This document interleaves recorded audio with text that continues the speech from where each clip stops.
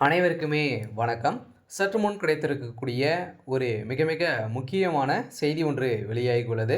சற்று முன் ஸ்டாலினை வீடு புகுந்து தூக்கிய அமலாக்கத்துறை. இது மாரி பார்த்தீங்கன்னா, செய்திகள் வெளியா இருக்கு. இப்ப அதிரடியாக பார்த்தீங்கன்னா, திமுக அனைவருமே கதி கலங்கி போய் இருக்காங்க இல்லையா?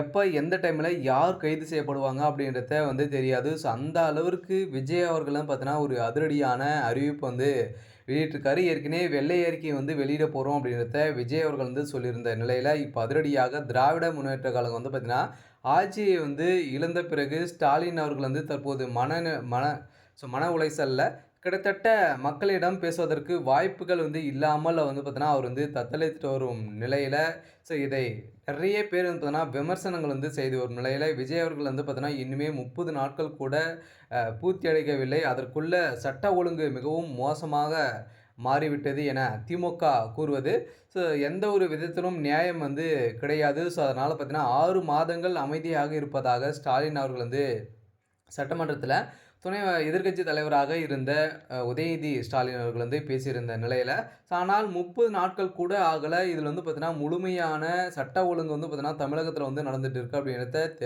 தாவேகாவுடைய ஆட்சி திமுக குற்றச்சாட்டுகள் வைத்திருந்தாங்க.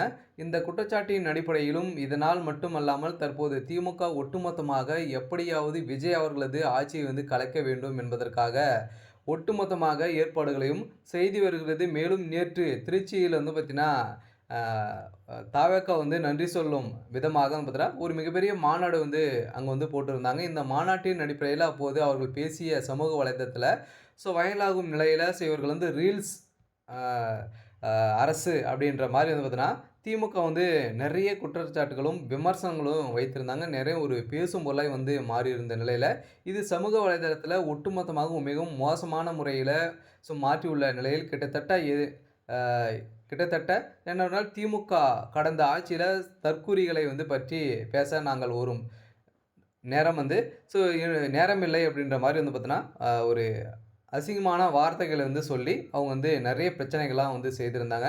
இதைத் தொடர்ந்து அமைச்சர்களாக திமுகவில் இருக்கக்கூடிய மாஜி அமைச்சர்களாக பார்த்தீங்கன்னா இருந்த சேகர்பாபு, பொன்முடி, கிட்டத்தட்ட தங்கம் தென்னரசு, அனிதா ராதாகிருஷ்ணன் போன்றவர்கள் பார்த்தீங்கன்னா சென்றடைந்த நிலையில, ஆனால் இந்த தமிழகத்தின் மக்களின் ஆதரவுகளை பெற்று முதல்வராக விஜய் அவர்கள் பொறுப்பேற்றிருக்காரு. இன்னும் 24 நேரமும் அ திமுக விஜய் அவர்களை பார்த்தீங்கன்னா, குறை சொல்வதற்கு மட்டும் தான் பார்த்தீங்கன்னா, அவர்கள் இருப்பார்கள்.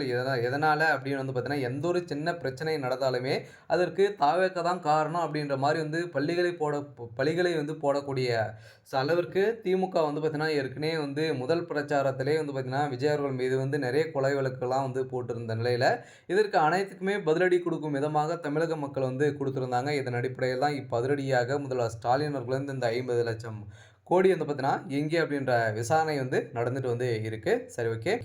இன்னைக்கான அப்டேட் இதுதான். மறக்காம நம்முடைய சேனல சப்ஸ்கிரைப் பண்ணி சப்போர்ட் பண்ணுங்க. Thank you.